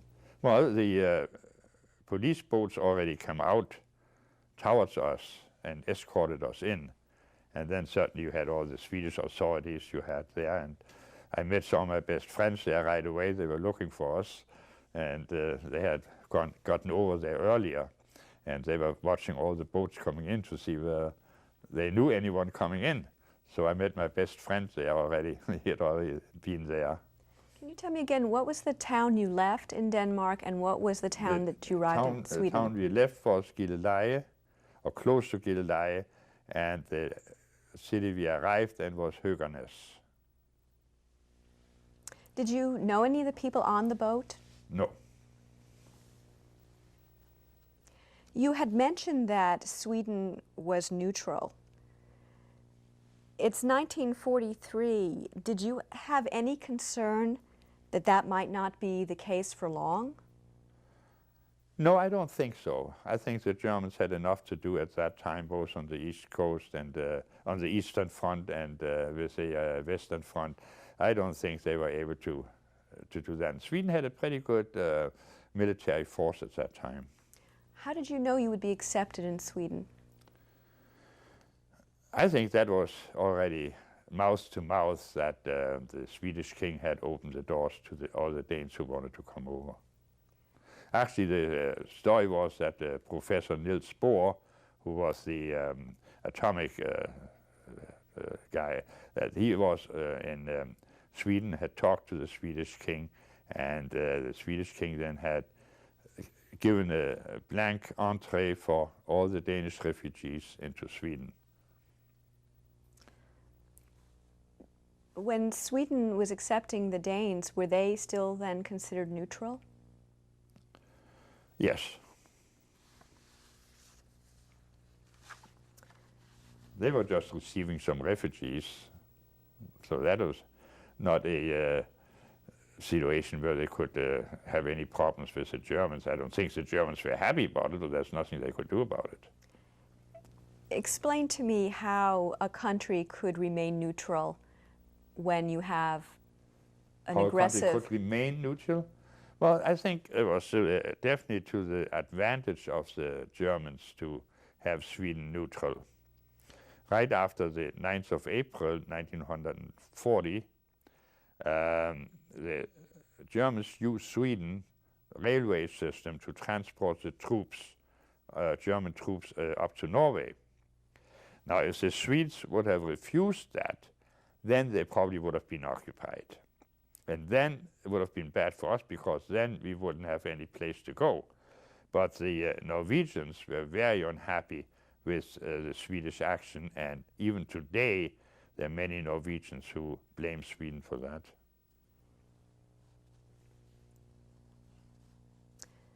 When you arrived in Sweden, what happened? Well, the first thing that happened was that you were quartered in schools, in auditoriums and things like that, and got some food and some clothing, whatever you needed. And then you had to make up your mind what you wanted to do. I mean, in most cases you could stay probably in a refugee camp for the rest of the time you were in Sweden, but I didn't want to do that. I wanted to go to Stockholm because I knew some people there. But Stockholm had been closed because there were already too many Danish refugees in Stockholm, so they tried to divert them to other areas. The only thing, only time you could go to Stockholm was if you have a job. When you mention Danish refugees, are you talking Jewish people? Both Jewish and non-Jewish. I mean, there were quite a few underground people in Sweden, not only Danish Jews, but also Danish Gentiles, many of them who had helped the Jews escaping and who were now looked after by the Germans and so on, and they escaped to Sweden. So anyway, so through the book business, I knew a Danish publisher in Stockholm who was married to the sales chef for the largest publishing house in Sweden called Bonniers. So I called this fellow, his name is Adam Helms, and he was owned the publishing house Forum in Stockholm, and I talked to Adam Helms, who I've known for many years through the Danish book trade, and said, hey, I'm here in Höganäs, but I would like to go to Stockholm, and I can't go unless I have a job. He said, you have a job? Come on. That was that easy. And so a few days later, we took the train to Stockholm and rented a room and started working. What clothing did you have? Huh? What clothing did you have? Well, we got clothing through the refugee organizations. They were established right away. And within a very short time, it became very organized because the Danish government officially opened an office for refugees in Stockholm with people from who previously had worked in the Foreign Office and who in the embassy and who now work for the refugee office. So that was then all organized through there. And certainly there are quite a few older people especially who went to the refugee camps and stayed there. Are there names of the refugee camps, or were they just called? No. Well, I think they were, but I don't remember them. What language did you speak? In Sweden, Danish, with some Swedish vocabulary. And it's fairly much the same language, both Danish, Norwegian, and Swedish. There isn't much difference. There are different pronunciations and some different vocabulary, but generally it's fairly much the same basis of a language. Was food easy to get? What's that? Was food easy to receive? Was food? Was food plentiful? Oh yeah, in Sweden? Well, they had rations just like we had in Denmark, but there was no problem. Did the Danish community, Danish Jewish community, reestablish itself? Well, I think that was basically through the Swedish synagogues that they joined there for the services. I think in the different camps they might have had special services, but in the cities they just joined the local Swedish synagogues. Tell me about the news you were receiving about what was happening in Denmark and in the other European countries. Well, certainly in Sweden you had much more access to a free press, so that was not such a big problem. So you knew what was going on. And certainly there was always, as I say, traffic between Denmark and Sweden with exchange of information and saboteurs going back and forth. So there was a constant communication there. And then the Danish refugees actually published their own newspaper in Stockholm for all the refugees in Sweden, and that came out every week. What did you do next? Well, I worked for Bonniers for up to New Year 1945. Now, at that time, in between, the Danes had established a kind of a police force, which were a voluntary organization of all the younger Danes who wanted to fight against the Germans. The Swedes did not allow any Danish army unit in Sweden. Excuse me a second. Scratching a little.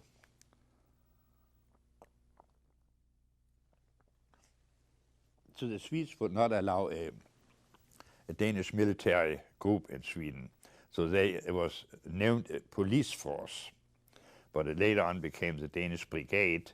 And then certainly many of the young people, both the Gentiles and the Jews, joined the Danish Brigade, and at the end of the war there was over 5,000 people in the Danish Brigade. And I had tried to get in from the start because I wanted to participate, and they wouldn't take me because I was married and at that time had a little child. And so they weren't going to support a family as long as they had all those young bachelors and young girls to come in who were not married, where they didn't have to pay for a family. But I was so insistent, so finally on the 2nd of January 1945, I finally got in, and I was taken into the engineering troops. Who trained this? We were trained by English officers and also by Danish officers who had been trained in England. We were actually unofficially a part of Montgomery's 8th Army. And Montgomery was? Montgomery was one of the top British military officers. What was the goal of The this? goal was that by the time Montgomery would come up through Germany, look at the map again. By the time that Montgomery would come up through Germany into Denmark, then we would go into Denmark and occupy, also go into Denmark from Sweden. And so we would come from both sides. Did you know when this was going to happen? No, certainly not, depending on the outcome of how the war was progressing. And so then we spent certainly all the time training. And at the beginning of, the end of April, it became quite sure that the Germans were getting close to the end. So then we had our camp north of Stockholm, our army camp, and then we were transferred to a tent camp very close to the to Helsingborg, as I showed before. And then on the evening of the 4th of April, it was 4th of May, it was then given a notice through the radio and so on that the Germans were going to surrender at 8 o'clock the next morning. So then our job was to assemble hand grenades all night and be ready for being transferred to Denmark the next morning. And we arrived in Denmark back around noontime as the first Danish soldiers to come back. And as far as I know, you have a picture of that somewhere. Yes, we do. There it is. Would you please identify this? Huh? Please identify the photo. Yeah, it was when we arrived in Elsinore on the 5th of May as the first troops coming back. It was a Danish icebreaker, I think, the Holger Danske, that had escaped to Sweden and took us back to Elsinore that morning. And I think it was around noontime we arrived in Elsinore on the 5th of May in the morning. And I'm standing right in the middle of the picture somewhere. And all of these... We were the only group that had bicycles, by the way. Were all these men with you in the engineering corps? This was all the engineering corps. And what were you trained to do in the engineering corps? Do bombing, blowing up bridges and, doing what engineering calls building bridges and blowing up bridges. And all those things that are what is done by engineering and doing, also clearing minefields, things like that. So you spent how many months training to do this? About 4 months training. What happened after you landed?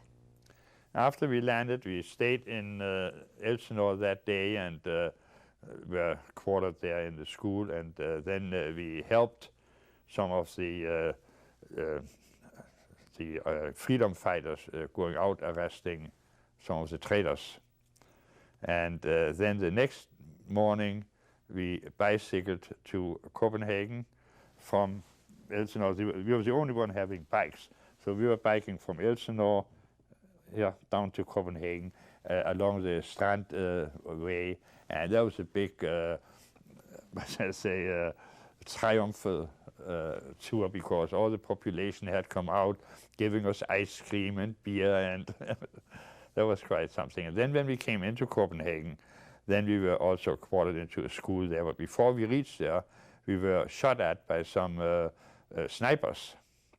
But we were lucky in our group, nobody got hurt. But one of the other groups had 3 dead soldiers that morning. Where was Montgomery at this point? Well, he was still in Germany, and he came to Copenhagen a few days later, had a tremendous reception in Copenhagen. You were mentioning you were bicycling down the coast. Did you see German soldiers? No, no, they were already, so to speak, put into their units. I mean, well, in the camps where they were, and on their way back to Germany. You have a poster, I believe, on your side there. Oh, yeah. That was a poster that was distributed by the Danish Liberation Group to the Germans. And it stated on the 5th of May 1945, telling the Germans what actually happens, that Hitler was dead and the Germans are through, and now you better behave and do whatever you have to do and get back to Germany. But that's all written in Germany, except the word Copenhagen is written in Danish, but everything else is written in German. Where did you find this? I think I found it in one of the German camps that we occupied. And where was this camp? It was in Aarhus, over in Jutland. Then, after we had spent a few days in Copenhagen, then the engineering troops that I belonged to were sent over to Jutland, where we had to, the job we got was to control the Germans clearing their minefields. Now, the minefields of the Germans, you know, were all along the west coast here to prevent the English from occupying. So we were up here around this area. That was our area where we had to control the Germans clearing the minefields. Do you know what the name of that area was? Yeah, Ringkøbing and Hvide Sande. Oh yeah, there was other one thing, you know, when you talked about that, I found this placard. I also found one book of Hitler at the same place, Mein Kampf, you know. We'll get to that. Yeah, okay, that was found the same time as I found that. When you got to Copenhagen, were things different? Did it look different from when you had left? No, there were, well, there were some differences because a lot of buildings had either been bombed or being what they called sabotaged, which was a German anti-sabotage. Many times when the Danish underground sabotaged some German factories or something, then the Germans would counter-sabotage some important Danish buildings. Among others, they blew up the concert hall in Tivoli and several other buildings, and so anytime there was some counter-sabotage by the Germans. Did you have a desire, or did you go find your parents' store? Did you have time to do that, or where you lived? Oh yeah, I went there when I was in Copenhagen. I went by there to see. And there was nothing there anymore, you know, there was just a shop. As I mentioned before, the person who had owned the store before, he apparently had taken money out of the business, and it was a cigarette and wine shop, and the cigarettes was all very much rationed, very difficult to get. So he had fixed this robbery on himself. So, and then that was found out later on. But basically the store was empty when my parents came back, but they got the store back and starting from scratch. Emotionally, what was it like? Wonderful. Homecoming. Did you go to the synagogue? Well, the first thing I had to do was to go to a funeral of one of those brigades that had been shot. One of those guys was a young Jewish fellow, and I went to his funeral. That was the day after we had arrived. I have a photograph I would like you to identify. Yeah. Well, that picture was taken the day after at the Town Hall Square in Copenhagen.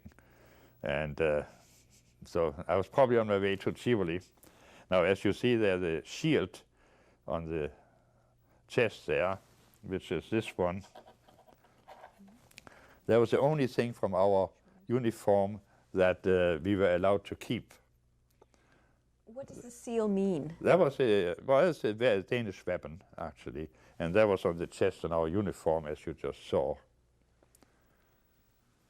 So, but now I put a chain on. My wife uses it as a piece of jewelry. Can you hold the chain up, please, so that we can see? Yes, thank you. And if you want to hold still the...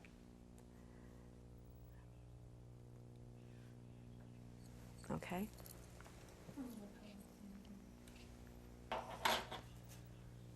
I noticed you showed another picture a second ago. Is that coming back or? There was the armband. Yeah, as you see, I'm wearing an armband there, which was distributed. This was used by the Danish liberation groups and was distributed to us as soon as we came ashore, so we were identified also the same way as the underground people. Is there anything special about the medal on the... Well, that's the same thing as, again, the 3 lions from the Danish weapon. And the weapon means... What does weapon? That's it's like so a herald. old. It's a herald. It's showing the lineage. Yeah, it's I think was in the Danish weapon for years and years. Mm-hmm. I never studied where it came from. And was the king in Copenhagen? The king? Yeah, well, actually, since the 29th of August and to the end of the war, the king actually was kind of a prisoner in his castle. It was very interesting because the Germans on the 29th of April tried to take the royal palace, the 29th of August 1943, tried to take the royal palace and arrest the royal guard. But they didn't get away with that because they defended it, and then the Germans gave up, and then the Danish police took over the guard duty at the palace. But the king was a prisoner. Fact is, from that day on for the rest of the occupation. Earlier you mentioned that on the way from Copenhagen to the coast, you were in Aarhus? What? In Aarhus? In Aarhus? No. No? That Where did came... you stop? Pardon? On the way to the coast, where did you stop? You said you stopped at a camp, a German camp? No, that was in Aarhus now. Then we were transferred from Copenhagen to getting over here. And then we went first to Aarhus, which was one of the largest cities. And there we were stationed for a few days. And there we were, took over a German camp. And that's where I got this pamphlet. Right. What was a German camp? What do you mean took Well, over? it was empty. I mean, the Germans were out of there, and we just took it over to stay there. Oh, this is where they were billeted. That's where they stayed during the occupation. And then from there on, we went to the coast there. Then we were stationed in Ringkøbing there for a month, controlling the Germans, clearing the minefields. Now, you said you found something also in the camp? Yeah. That you took with I you? found the book that Hitler wrote. It says Mein Kampf. It's a German edition, and it's dedicated to the very brave German soldiers. And why did you take that with you? I had to have something to show for. So I thought that was something, at least I show that I have occupied a German camp. Can you tell me what the copyright was if you turn open the book? The copyright? Look at the title page and what the copyright is. Well, who published it or what? The date. The date is 1937. Thank you. But this is actually was copyright the first time in 1995. The first volume and the second volume was published in 1927. Do you mean 1925? 1925 and 1927, yes. Thank you. And the total amount of copies at that time that had been printed was 3,230,000 of that book. But certainly in German it was required reading.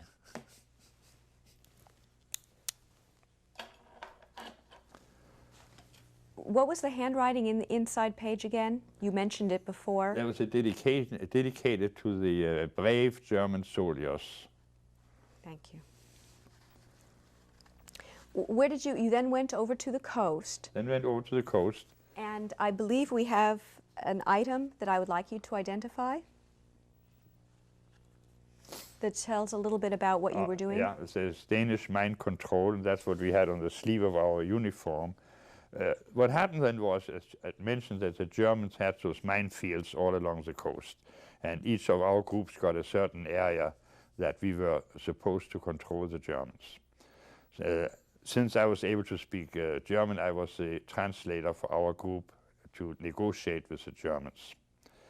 In the morning, the Germans would bring their plans for that specific area, showing exactly how the mines were placed in that, and we would go over it and look at it, and then they would go in and pick up those mines. And certainly a lot of them were booby-trapped. So quite a few of those German soldiers doing the job were killed picking up those mines because they were booby-trapped. Now, where were these soldiers from? They were brought up from Germany. It was mostly fairly young kids, 17, 18-year-old, who probably didn't go to the front yet, but were sent up from Germany just for that purpose. That was part of the armistice agreement with Germany, that they had to do that. We weren't going to do that. We were going to control it, but we were not going to pick up their mines. And what were the mines like? Well, there were basically two different mines. There was the artillery mine, which looked like a kind of vegetables or something. And if you step on it, then it was explosive inside, and then there were all kinds of metal fragments around.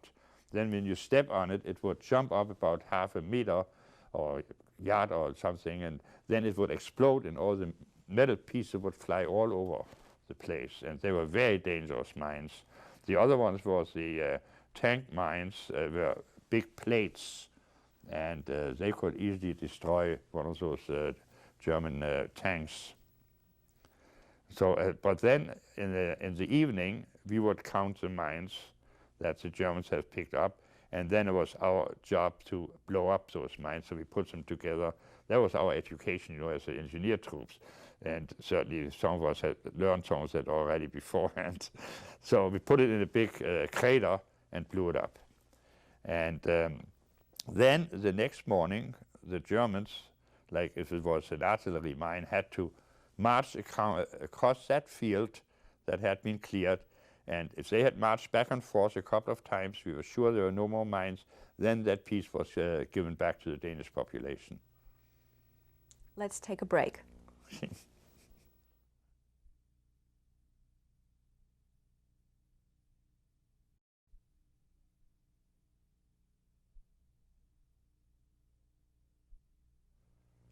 Mr. Metzon, before we took our break, you were telling me about your work in the mine control and your work with the German soldiers. Did you speak to them at all? Oh, yeah.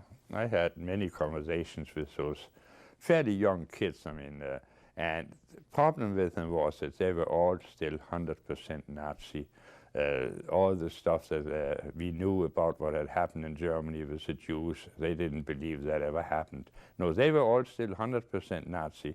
But certainly, you have to realize that those were young kids. They never hardly seen anything else in their life. Did they know you were Jewish?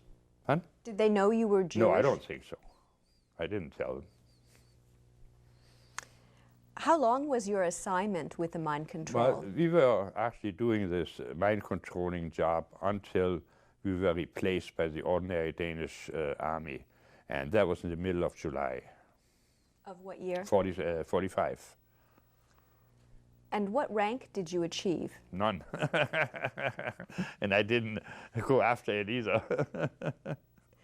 What did you do when you returned to civilian life? Well, I already had secured a position in a Danish bookstore where the chef for that company had also been a refugee in Sweden, and another person that I previously had worked with in Danish book trade also.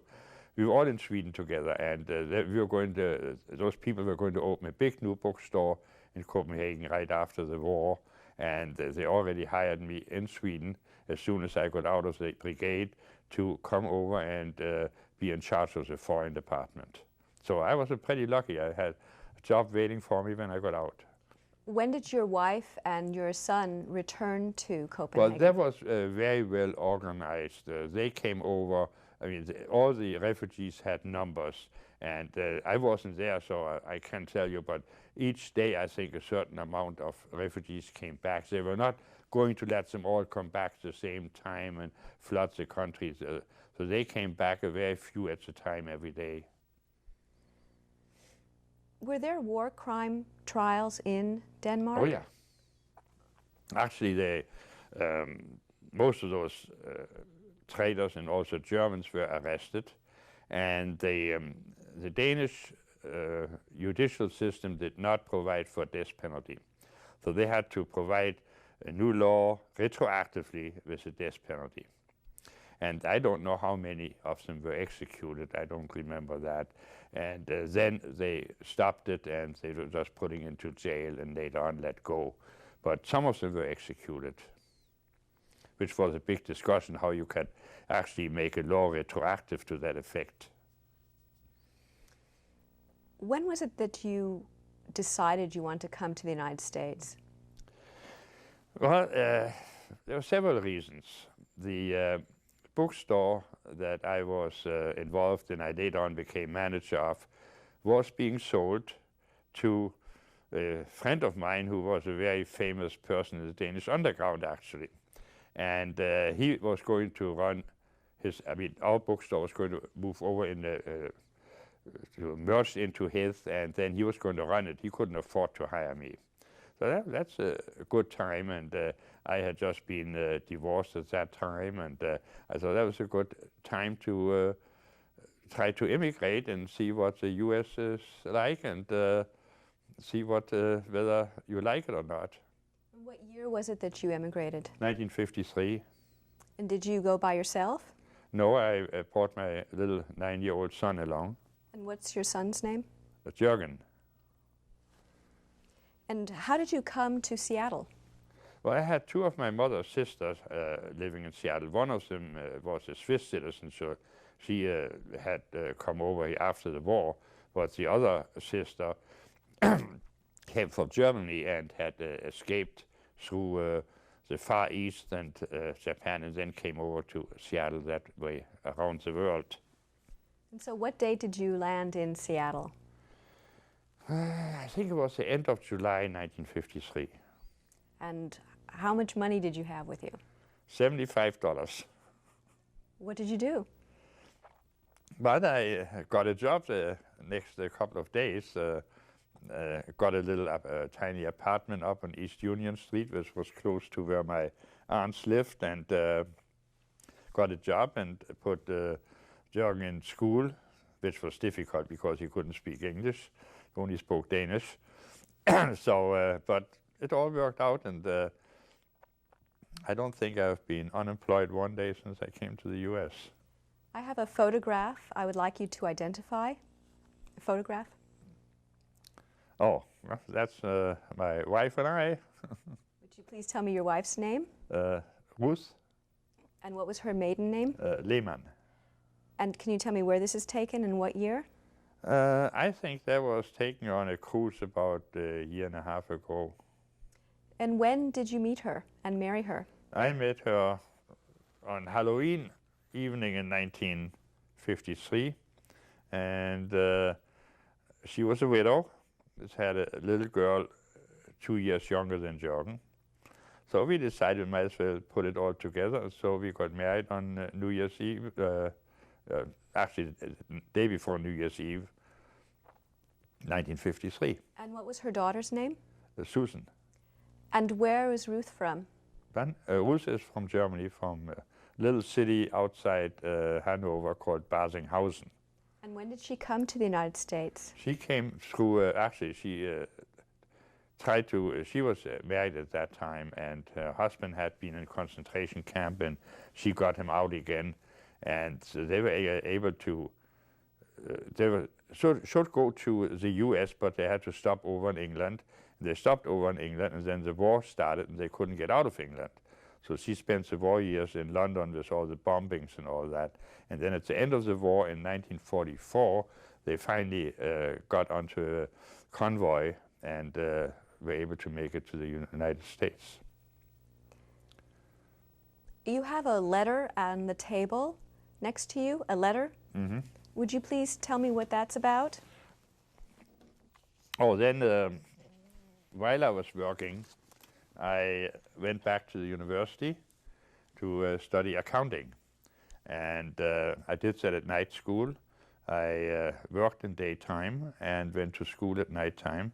And in 1959, end of 59, I was able to sit for the CPA exam, By that time, I already had a job with a CPA firm, but I hadn't passed my CPA yet. So I sat for the exam in fall of 1959, and in February, my wife called me at the office and said, I just got the following letter from the State Board of Accountancy. It says, Dear Mr. Metzon, the State Board of Accountancy congratulates you on having successfully passed all 4 parts of the CPA examination at your first sitting. We feel that you definitely be a credit to the profession and sincerely hope that you can qualify for the issuance of your certificate in the very near future. Yes, mate. And did you qualify for your certificate in the Oh, near yeah. future? And is this what you That did? was quite an interesting story, too. Well, Do you want to hear it? how long have you been a CPA? Now? Well, since 1960. So that makes it about 36 years. And what firm are you with? Well, I first worked with a firm by the name of Moss Adams for 20 years and became a partner, and I retired from there in 1978. And now I'm with a firm called Morrow, Barber and Metzon, who subsequently bought my clients, and I just enjoyed being a senior and not working too hard. I have a photograph that's coming up, and I would like you to identify it. But then a few years later, no, I have to go back to the time of Moss Adams. One of the partners that also hired me was Paul Nielsen, and he was a Danish consul in Seattle. And so when I joined Moss Adams, I worked both at the consulate and at the accounting firm and the consulate. And so when Paul Nielsen was 75 years old, I think, then he retired from the consul. And I first became vice consul, and then I became consul. I think that picture showed the consul general in Los Angeles, Mr. Henning Christiansen, who is now ambassador in Kuala Lumpur. And he gave me the document that made me consul for the state of Washington, representing Denmark. And what year was that? Oh, gosh. What year was that? That was 70. Must be about, well, I started out as vice consul. I've been about consul for about 10 years or something. I also have something else coming up on the monitor. Would you please identify it? Okay, then when you're a consul, as an honorary consul, you don't get paid for your work. So what the Queen is doing is she's thanking you by making you a knight of the Ridder af Dannebrog. Which And- queen? Huh? What is the queen's name? Margaret II. And so instead of you get paid for it, you become a nice decoration. Can you translate what you just said? What the knight of what? The Knights of the Order of the Dannebrog. Now, the Dannebrog is the name of the Danish flag. So, you speak, you become a knight of the flag. And do you have something that goes along with? Yeah, that's the actual decoration that you get at that time. Thank you. You also have some other medals that are on the table, and I was wondering if you could Yeah, just those take are me through those. mostly related to the war. Oh, please show me those. This one is for participation in the brigade. This one is for participation in the Danish underground. This is the 25th anniversary of the peace, of the liberation of Denmark. And this one now is just from last year. That's the 50th anniversary of the liberation. And then here is the British Peace Medal. That's the British Peace Medal.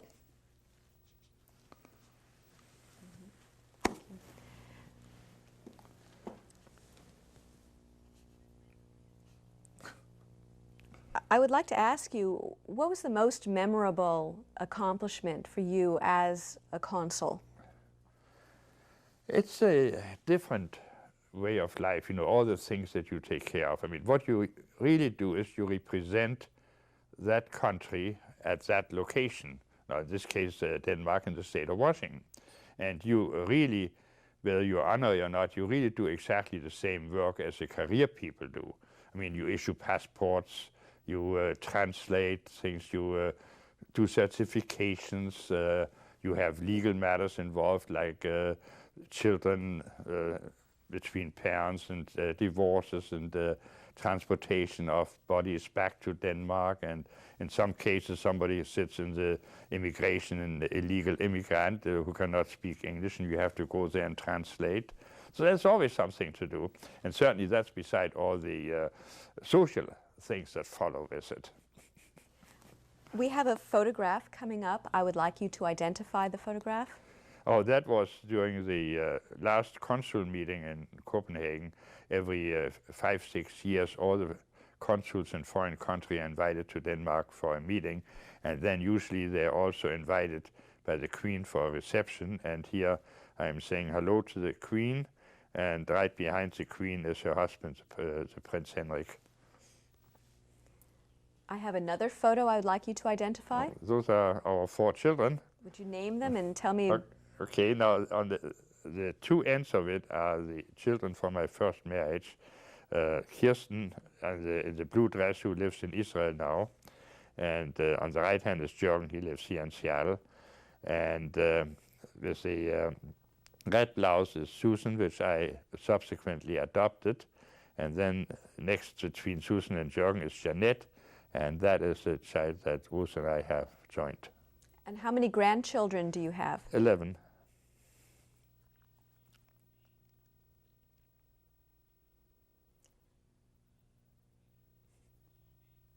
I have another photograph I'd like you to identify. Okay, that picture was taken a year ago at the 50th anniversary of the liberation. On the 4th of May in the evening, there was a gala performance at the Royal Theatre, where all prior members of the Danish liberation and so on participating. And that picture was taken when my brother and I was entering the Royal Theatre for that performance. And your brother's name again is? Hans Julius. I have another photograph. Oh, that is from my wife's hometown in Basinghausen. At the Jewish cemetery, there was I was very much involved in getting that gravestone established at the cemetery, the Jewish cemetery there, about all the people, especially also Ruth's family members, that several of them that completely disappeared.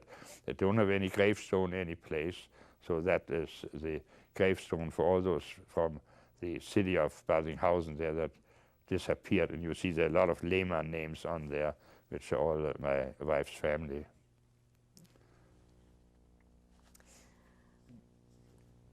I wanted to ask you about something that I think most people think about, being what the Danish people did for the Jewish people of Denmark.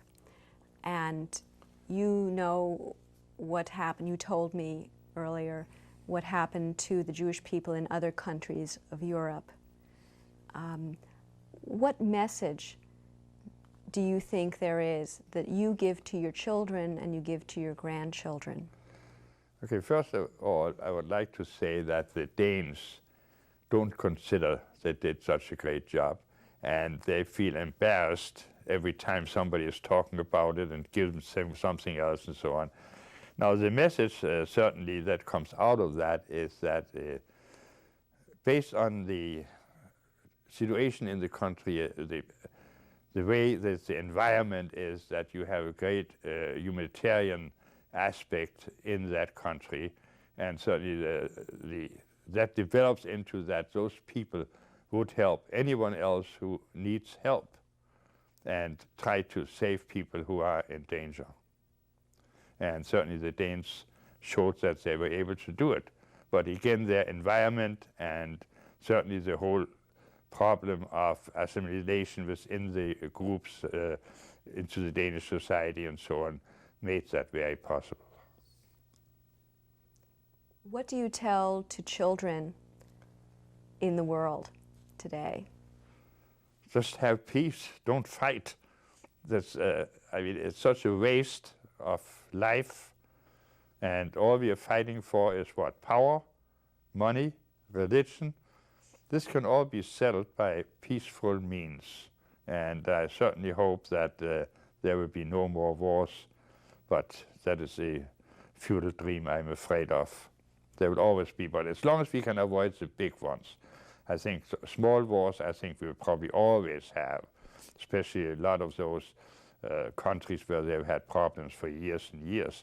But as long as we can avoid a third world war, I think we might be able to survive.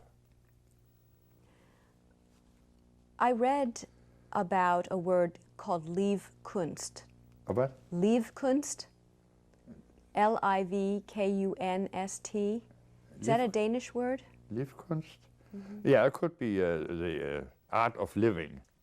Do the Danes have the art of living? Oh, I definitely think so. They know how to live. They're very good. I mean, when you come there, people are happy and satisfied, and I'll be there in September. Well, Mr. Metzon, thank you very much. It has been an honor. It's been a great honor to be asked to participate. Thank you very much.